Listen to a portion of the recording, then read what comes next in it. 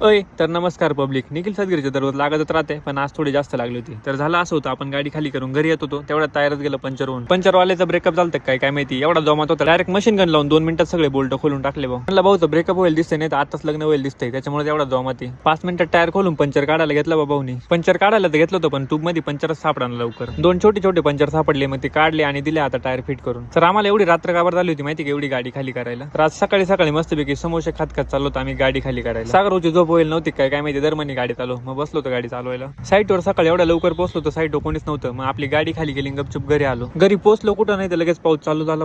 पाऊस वगैरे उघडला, आपल्या गाडीला एक नारळ आणि गुलाल घेतला. ते जाऊ द्या, हा जय इकडे खाली कचऱ्यात काय सापडतोय बघा बरं. कचरा सापडत नव्हता, कचरा पेटत होता तो. त्याची व्हिडिओ काढत होते त्यांनी, तोंड बघा कसं करून दिले. नंतर मस्त आपल्या गाडीत जाऊन बसलो. पावसात आपल्या घाटातला नजारा वेगळा दिसतोय. ते जाऊ दे, सागरची कोणती कटिंग आहे बघा बरं.